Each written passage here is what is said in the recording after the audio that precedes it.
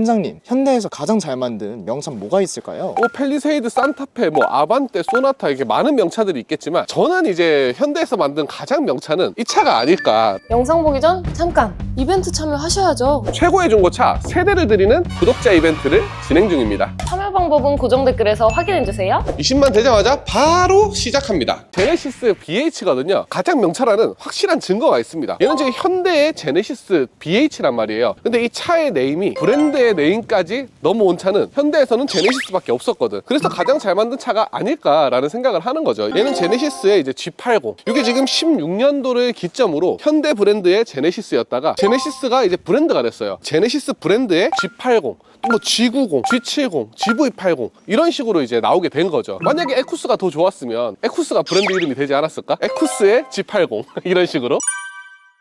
이런 차는 얼마 정도 하나요? 제네시스 G80으로 넘어오고 나서는 1000만 원대 초반부터 3000만 원까지 매물 형성이 되어 있어요. G80이 16년도 딱 초창기 모델에 20만 킬로 가까이 되잖아요. 그러면 1000만 원 극 초반에도 구매가 가능합니다. 19년식에 10만 킬로 밑이다 이런 매물들은 2000만 원, 거기서 옵션이 막 엄청 좋다 그럼 3000만 원까지도 가는 거죠. 이런 차는 패밀리카로 쓰는 건가요? 패밀리카로 많이 쓰죠. 후륜구동 차다 보니까 엄청나게 넓은 공간을 주진 않아요. 사실 5m 가까이 되는 세단이다 보니까 후륜구동 일지연정 운전석 굉장히 넓은 공간감을 보여주고요. 그리고 이제 뒷좌석이 중요하잖아. 정말 딱 알맞게 맞춰볼게요. 저 여기 뒷좌석을 딱 타도 이 정도면 충분히 패밀리카로 이용이 가능한 수준의 공간이 나오고요. 사실 그랜저나 K7보다 실내 공간이 넓진 않아요. 그 차들은 이제 전륜구동 기반이다 보니까 실내 공간이 넓게 빠지거든요. G80도 부족한 정도는 절대 아니다. 그리고 트렁크 공간도 굉장히 넓은 실내 공간을 가지고 있습니다. 이 정도면 사실 패밀리카로 어린아이들의 이제 짐을 싣기에도 충분합니다. 유모차 넣고 킥보드 넣고 애기 자동차까지 넣을 수 있지 않을까? 이런 차는 유지비는 얼마나 돼요? 엄청나게 많이 나올 거라 생각을 하시는데 꽤 나옵니다. 우리나라 차 중에서는 높은 유지비를 가지고 있는 게 맞고요. 자동차에서 이제 들어가는 게 몇 가지가 딱 정해져 있죠. 보험료는 생각보다 엄청 비싸진 않아요. 산타페, 소렌토, 팰리세이드 이런 대표적인 패밀리 카드가 엄청 생각보다 차이는 나지 않더라고. 만 30세 기준으로 80만 원 정도의 보험료가 나온다. 자차 포함입니다. 근데 유리비가 좀 사악한 편이에요. 제가 사실 이 차를 자가용으로 주행을 했던 차거든요. 시내 주행 한 5, 6 나오고요. 그리고 고속 주행은 10, 한 2, 3 정도 나옵니다. 그러니까 한 평균 8 정도의 연비를 보여줬었는데 연간 2만 킬로 주행을 한다고 가정했을 때 월 한 30만 원 초반에 유리비가 발생을 하고요. 자동차세는 18년식 기준으로 해서 60만 원의 비용이 발생을 합니다. 그리고 타이어가 이제 프리미엄 럭셔리 이상으로 보통 많이 뽑으시는데 다 19인치 타이어가 들어가요. 이건 4개를 다 갈면 어떤 브랜드냐에 따라 다르겠지만 보편적인 브랜드를 쓰면 한 80에서 100만 원 정도 교체 비용이 나오고 엔진 오일은 국산차랑 엄청 차이가 나진 않습니다. 10만 원 미만으로 해도 충분히 괜찮은 엔진 오일을 넣을 수가 있고요. 그리고 누유술이나 아니면 미션이나 이런 고질병에 해당이 되는 수리가 발생하더라도 100만 원 넘는 수리 비용이 나오는 경우가 많이 없어요. 이런 부가적인 정비비나 소모품비는 월 10만 원만 킵을 해두시면 큰 이변이 없는 한 오버할 일은 많이 없습니다. 이렇게 딱 계산을 해보니까 월 55만 원 정도의 비용이 발생을 하더라고요. 제네시스 승차감은 어떤가요? 그래서 한번 타보자고요. 제네시스 G80을 딱 처음에 앉았을 때 무릎이 너무 걸려서 불편한 부분이 있습니다. 공조기 바로 옆에 있는 플라스틱 부분이 오른쪽 무릎 끝에 좀 걸리거든요. 불편하다는 좀 느낌이 들 수도 있고, 그리고 또 도어 손잡이 쪽은 되게 평평하게 돼 있어요. 팔을 올리기가 굉장히 적합하게 되어 있어서 오른쪽 무릎은 불편하지만 왼쪽 팔은 굉장히 편한 그런 포지션을 가지고 있습니다. 다리가 기시거나 키가 크신 분들은 혹시나 이 일렬의 포지션이 나에게 너무 불편하진 않은지 잘 체크를 해보셔야 됩니다. 첫 시동을 걸었을 때 얘가 3300cc 자연흡기 엔진을 사용을 하거든요. 물론 2.2 디젤 엔진과 3.8 엔진도 있지만 주력 엔진은 3.3 엔진이었습니다. 얘는 첫 시동음은 굉장히 부드러워요. 프레스티지 등급 이상부터는 이렇게 이중접합 차음유리가 이제 적용이 되는데 그 옵션이 들어가면 엔진 소리가 실내로 유입이 안 되는 걸 느낄 수가 있어요. 좀 험로죠.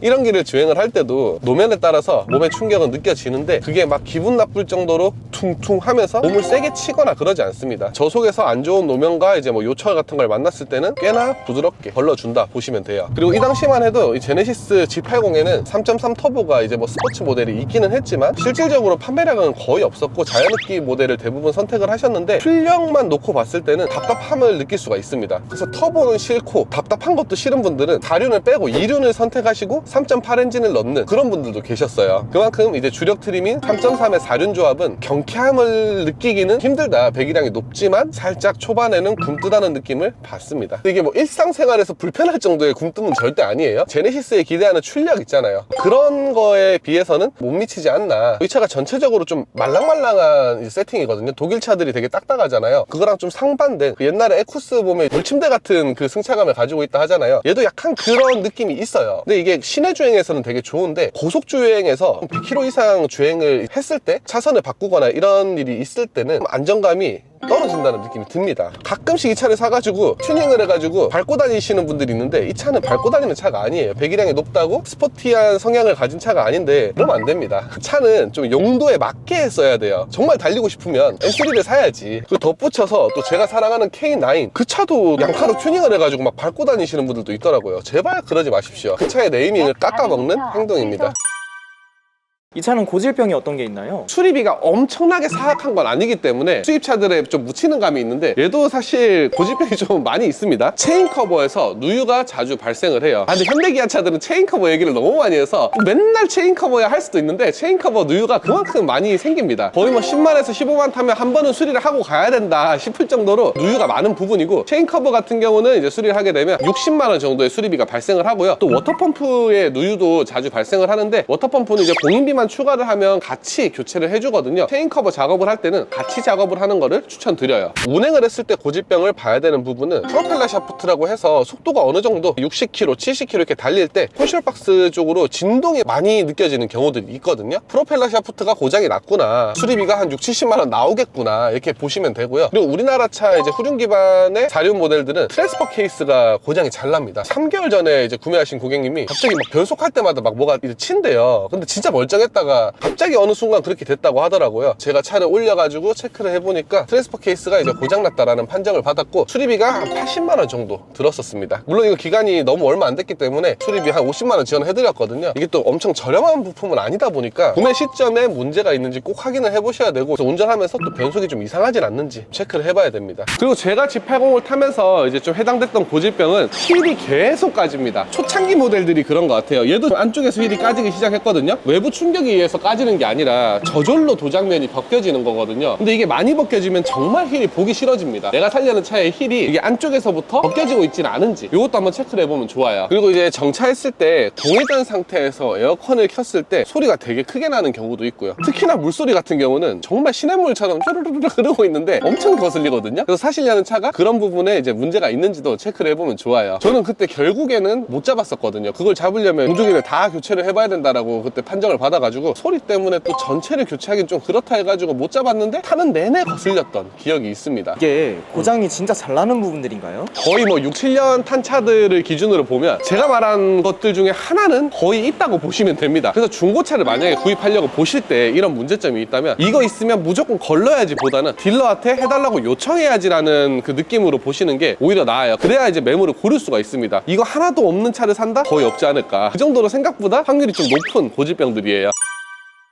G80 얼마대에 사야지 현명하게 살 수 있는 걸까요? 제 생각에 이 G80 금액은 2천만 원 초반이 이제 가장 이상적인 금액대가 아닐까. 왜냐면 1,000만 원 초반 싸서 좋은 거 맞아요. 근데 고장의 확률이 너무 올라가 있어. 만약에 1,300 주고 이 G80을 샀어요. 근데 수리비로 막 200, 300을 써버리면 1,500, 1,600이 된단 말이에요. 2,000 초반으로 G80을 사면 어느 정도 스펙을 살 수 있냐면 18년식, 19년식에 10만 킬로 미만의 차를 구할 수가 있습니다. 등급은 딱 프리미엄 럭셔리 보시면 돼요. 얘는 지금 프레스티지 등급이에요. 프레스티지 등급은 풀 LED 헤드램프랑 고스트 도어 클로징, 호화 옵션들이 많이 들어가기는 하지만 가성비 면으로 봤을 때는 10만 초반이어도 2천 중후반 된단 말이에요. 그러면 또 이제 이 금액이면 더 K9도 살 수 있는데, 요런 고민이 되는데 2천 초반으로는 또 더 K9을 사기에는 좀 부족하단 말이에요. 그래서 18년식에 10만 언더의 프리미엄 럭셔리를 딱 사면 어라운드 뷰 들어있어, HUD 들어있어, 전동 트렁크 들어있어, 그러니까 이런 많은 호화 옵션들을 가지고 가면서도 가성비 있게 구입이 가능하다. 그렇게 한 2,100~200으로 그 정도 스펙의 G80을 사면 정말 좋은데, 거기서 좀 더 이상적으로 가고 싶다 그러면 한 50만 원, 100만 원을 더 보태서라도 제네시스 액티브 세이프티 컨트롤을 추가된 차량을 고르시면 됩니다. 그 옵션이 뭐냐면 주행 보조 옵션들이 들어간 거예요. 스마트 크루즈 컨트롤이나 측후방 감지, 그리고 뭐 차선 이탈 방지, 정방 추돌 방지, 이런 옵션들이 이제 추가된 옵션이거든요. 그게 신차 옵션으로는 한 200만 원 하는데, 중고차로는 50만 원, 100만 원만 추가를 하면 그 옵션이 추가된 차량을 고를 수가 있어요. 그렇게만 하면 이 G80을 가장 이상적으로 살 수가 수가 있습니다. 이 영상 참고하셔서 뭐 가격대나 고질병이나 이런 거를 좀 종합해서 사시면 정말 괜찮은 매물을 구하실 수 있을 거예요. 앞으로도 좋은 중고차 구입에 도움되는 영상으로 돌아오겠습니다. 감사합니다. 중고차의 모든 것이었습니다.